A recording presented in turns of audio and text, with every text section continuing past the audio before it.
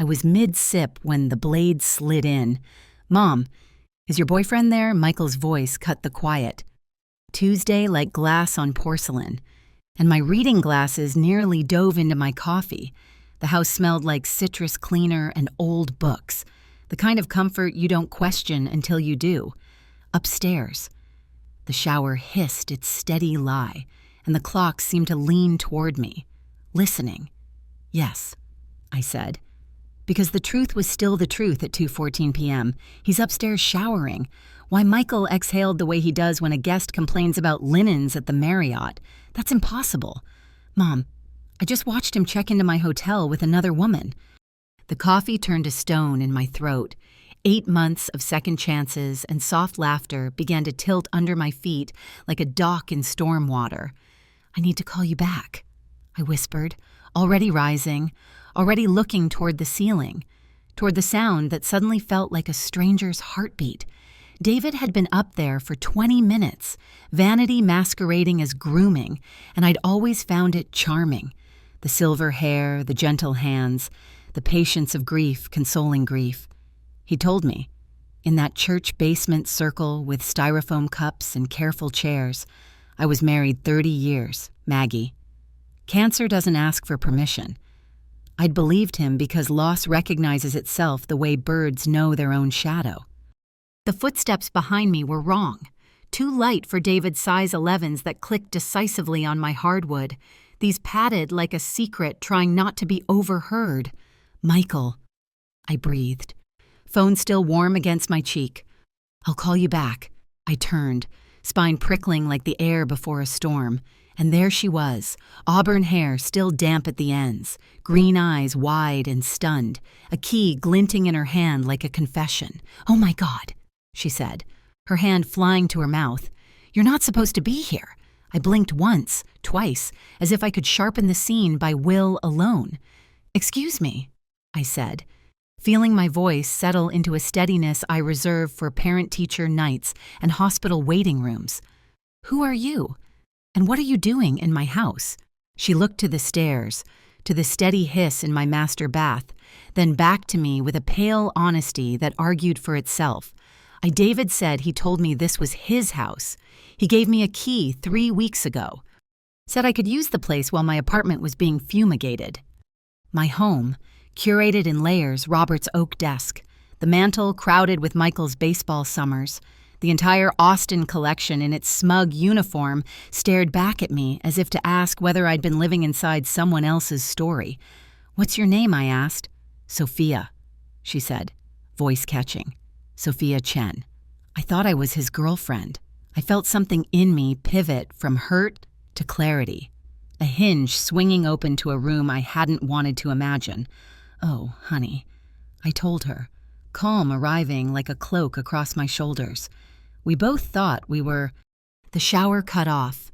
Silence bloomed, that heavy kind that carries footsteps before they're born. Sophia's eyes flicked to mine, urgent. "He doesn't know you know about me." "Does he?" I shook my head. "And he doesn't know I know about you," she whispered. "What do we do?"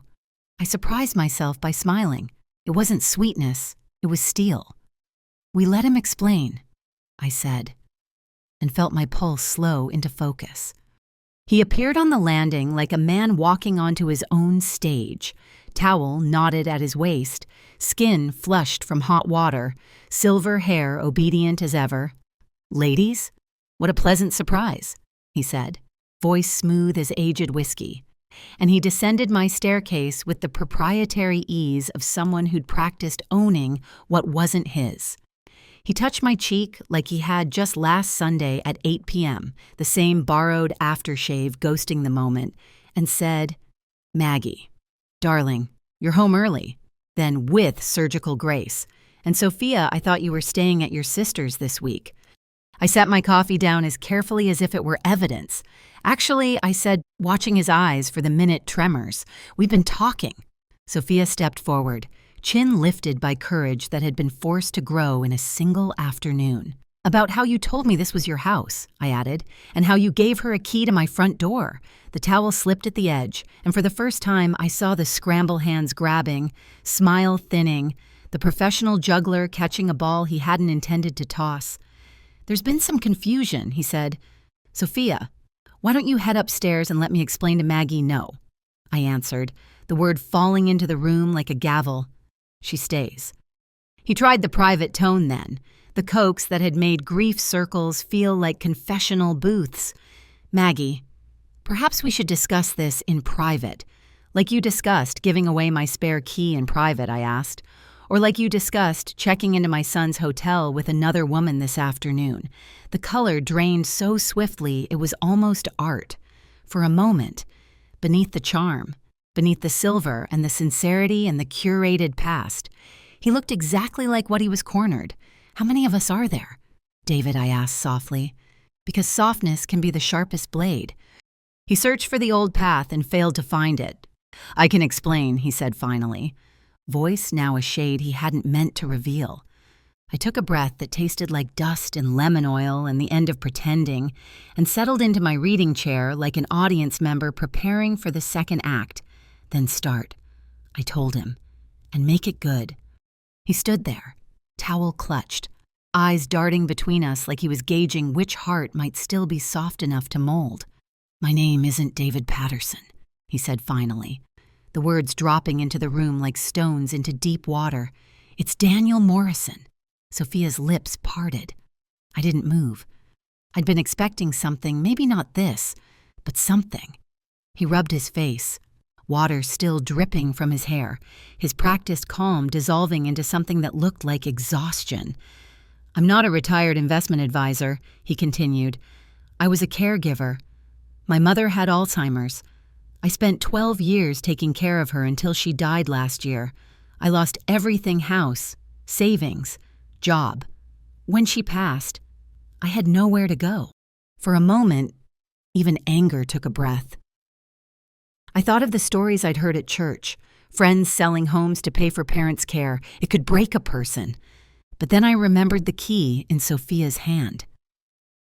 "So, you decided to start conning widows," she said, her voice trembling but strong. He shook his head violently. "No, it wasn't supposed to be like that. I met a woman named Eleanor at a grief group in Cambridge. She was kind, lonely. She invited me to stay. It felt mutual companionship, comfort." His eyes lifted to mine, desperate. "Then she introduced me to her friend Janet, then Patricia.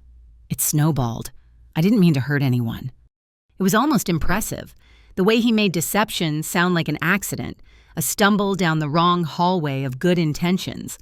I watched him carefully, weighing the sincerity. Maybe he believed part of it. Maybe he didn't even know where his truth ended anymore. "How many?" I asked, my voice low. His gaze flicked toward the window. "7, he said. "Currently, 7. Sophia inhaled sharply, one hand to her chest. "7, she whispered. 7 women who'd handed him their trust, their keys, their grief. 7 who thought they'd found love in the soft aftermath of loss." My stomach twisted. "And the woman at the hotel?" I asked. "Who's she?" His mouth curved into something like shame. "Rebecca Martinez. She lives in Newton. It was supposed to be a weekend away.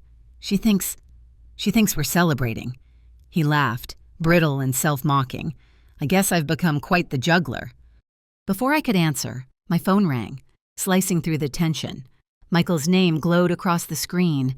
I lifted it, met Daniel's eyes, and pressed speaker. "Mom," Michael said, voice sharp with worry. "Are you okay? You hung up so fast." I steadied my breath. "I'm fine, sweetheart, better than fine. Your call might have saved me from a terrible mistake." Daniel flinched at that, the truth of it striking deeper than he'd expected. "Is he still there?" Michael asked. "Do you need me to come over?" "He's here," I said, "along with another woman who's been deceived by him." I glanced at Sophia, who nodded faintly. "We're having what you might call a group therapy session." Michael's protective tone came alive. "Mom, get out. Come to the hotel right now." I smiled slightly despite everything. "Actually, I think I'm safer with witnesses. And besides, I want to hear the rest of his story." "There's more," Michael asked. "Oh, honey," I said, eyes never leaving Daniel's pale face. "There's so much more." I turned to him. "Daniel, this is my son Michael. He manages the Marriott downtown. Michael, meet Daniel Morrison, also known as David Patterson." Daniel raised a trembling hand. "Managing a week. Nice to meet you." Michael didn't hesitate. "Sir?" he said in that hotel manager voice that could freeze a shouting guest mid-sentence. "I'm going to need you to leave my mother's property immediately." "Actually," I interrupted, calm but sharp, "I think Daniel should stay and finish explaining how this entire operation works, because I have a feeling there's more to this than grief and homelessness." Daniel's mask slipped again. "Maggie, I've told you everything." "Have you?" I stood, crossed the room to my writing desk, and pulled open the top drawer. The folder had been waiting there for weeks, patient as guilt, because I've been doing a little research. Sophia's brows knit. "Research," I nodded. After a few inconsistencies in his stories, I hired a private investigator. Daniel's breath caught, and I could almost see the web tightening around him. "Turns out," I continued, flipping open the folder, "David Patterson, or Daniel Morrison, has a fascinating financial history.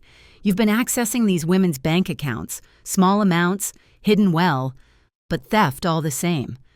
He stared at the papers like they were alive, like they might rise up and accuse him on their own. "7 women," I said softly. "Nearly $40,000 stolen in 8 months. Sophia gasped, her voice breaking. "You're a criminal." I looked at him, letting the silence weigh down like judgment. "And you picked the wrong English teacher to mess with." Daniel swallowed hard, voice barely a whisper. "What do you want?" I smiled, slow and deliberate. "Justice," I said. "But first, I want to meet the others." By Thursday evening, my dining room, usually reserved for quiet dinners, and my monthly book club had transformed into something far stranger. 7 women, each of us fooled by the same man, sat around my long oak table beneath the soft glow of the chandelier. The air carried that charged quiet before a storm. The faces around me told the whole story: shock, anger, shame, and a trembling hunger for answers. Eleanor Whitman, 71, sat to my right, her posture regal even in heartbreak. She'd been Daniel's first. Across from her was Janet Rodriguez, 65, clutching a crumpled tissue like a life raft. Beside her sat Patricia Chen, youngest and sharpest, eyes narrowed with fire. Sophia sat next to her, the accidental messenger who'd walked into my house and set this reckoning in motion. Rebecca Martinez and Linda Thompson completed the circle, women who had trusted, loved, and lost in ways that mirrored my own. "I feel so stupid," Janet whispered, her voice small. Patricia's reply came like a knife through the hush. "We all do, but feeling stupid doesn't fix this. Action does." Her words found nods. Even Eleanor, composed as ever, murmured, "Then let's act." I stood, smoothing my skirt, the teacher instinct returning like muscle memory.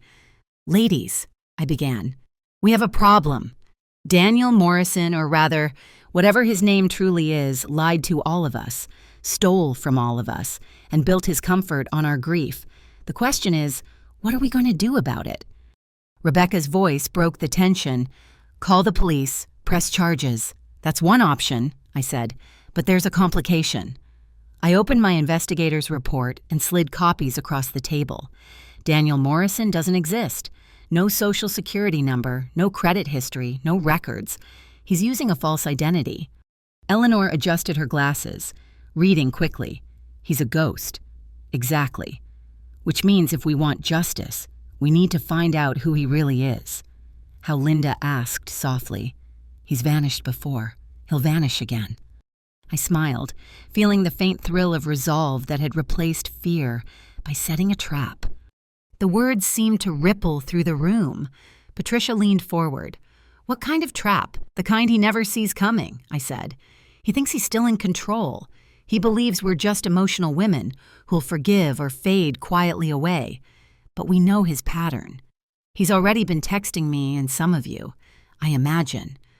Heads nodded. Sophia pulled out her phone and scrolled. He wants to meet to explain everything and make it right. Same message. Same for me, Eleanor added. The gall of him. I tapped the table. Good. That's what we use. We give him what he wants, a meeting. Only instead of one broken heart, he walks into a room full of them. Patricia's lips curved into a cold smile. Let him walk straight into his own confession. Exactly. We spent the next hour planning, details tumbling into order with the efficiency of women who'd organized PTA fundraisers and funerals in the same week. Who would speak first? Where each of us would sit? What evidence we'd show? It felt almost absurd rehearsing justice like a stage play, but beneath the nervous laughter was iron. Friday, 8 p.m., sharp, my house, the final act. When the night came, the city outside was calm, lights glittering across the Charles River, unaware of the reckoning about to unfold in my living room. I'd laid out coffee, wine, and 7 folders of evidence on the table. My heart beat steady, not from fear, but anticipation. The doorbell rang exactly on time. I opened it to find him standing there in a pressed shirt, carrying his signature bottle of Merlot, the picture of contrition. Maggie, he said softly, his voice threaded with practiced remorse. Thank you for seeing me. Oh, don't thank me yet, I said, stepping aside. He walked in, stopped, and froze. 7 faces stared back. The silence was symphonic. His smile faltered, confusion flickering into dread. Ladies, he stammered. This is unexpected. Surprise.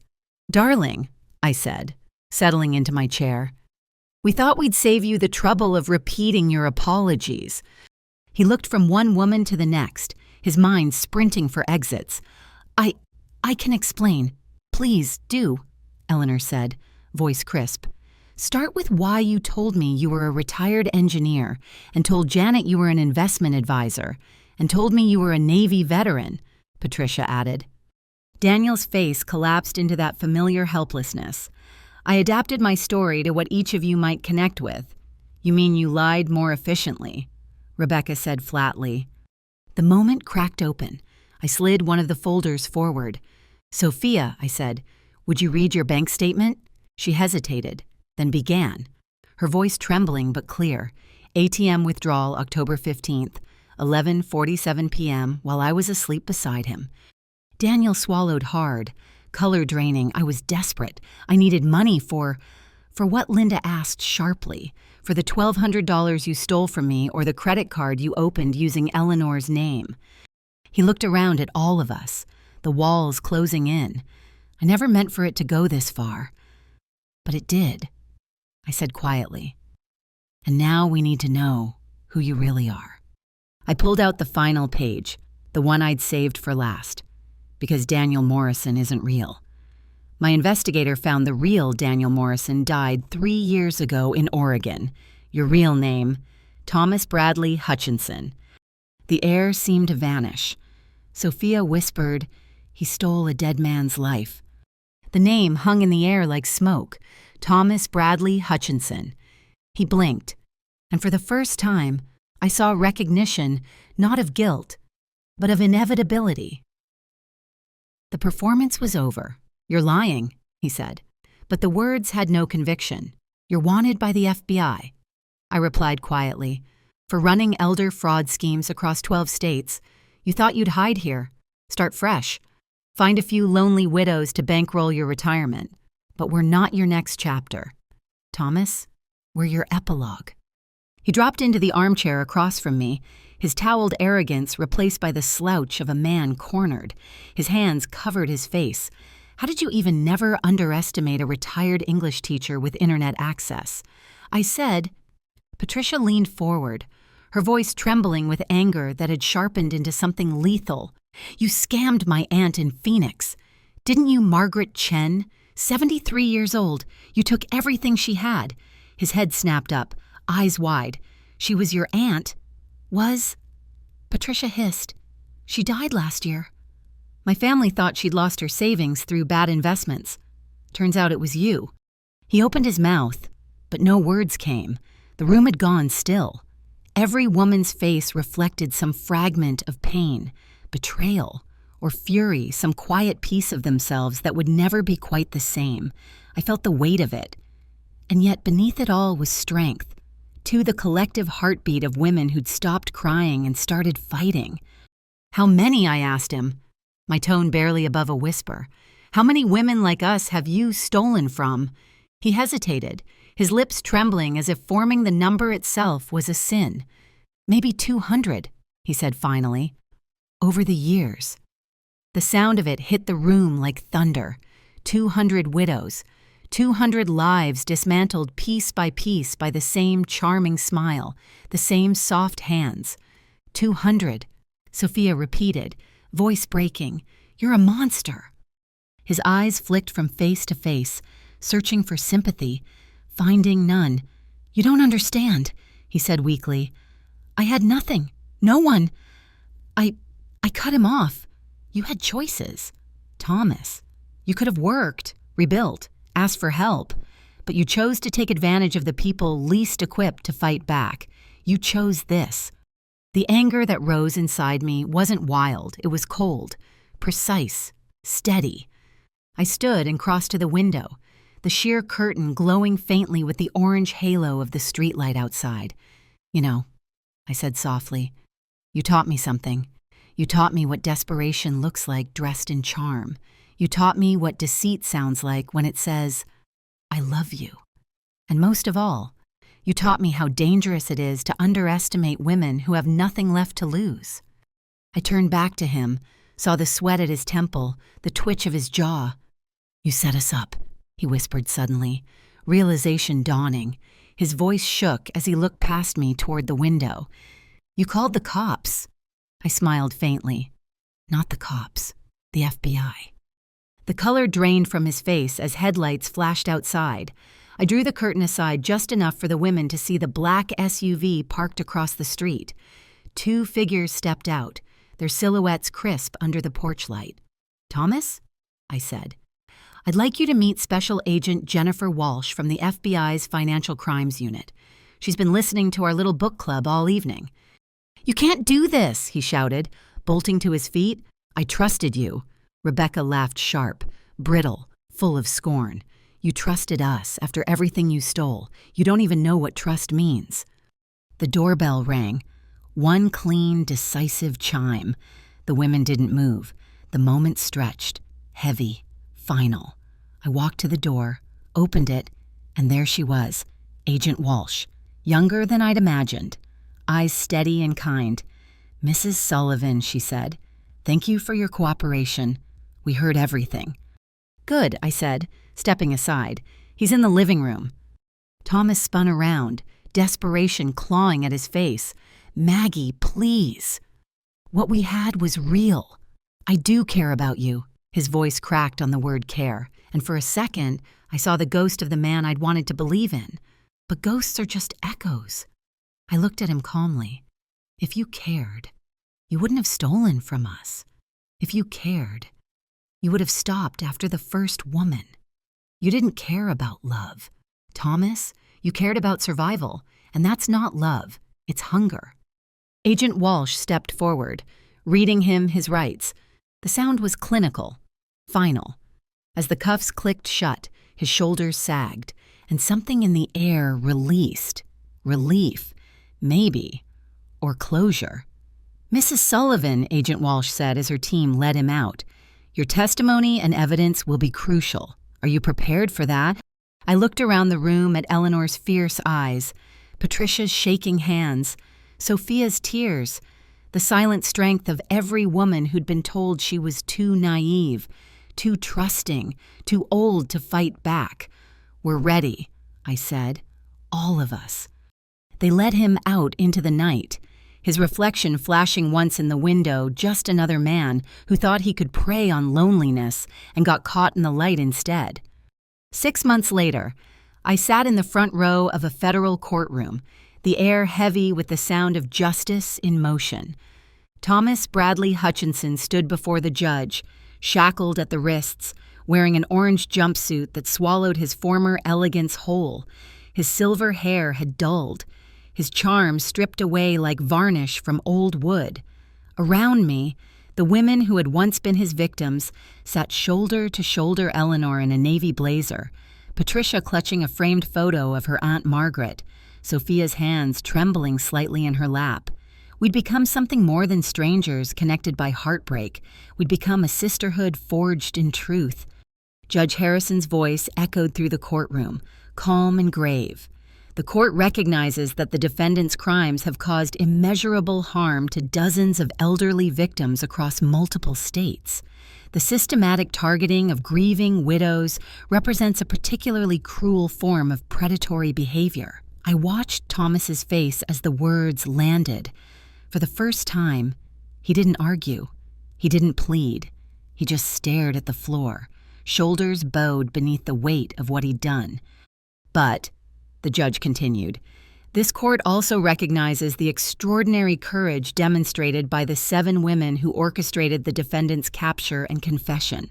Their bravery not only brought this man to justice, but will protect countless future victims.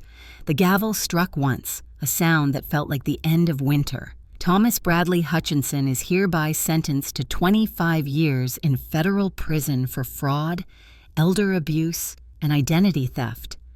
It was over. Patricia exhaled shakily beside me, tears tracing lines down her cheeks.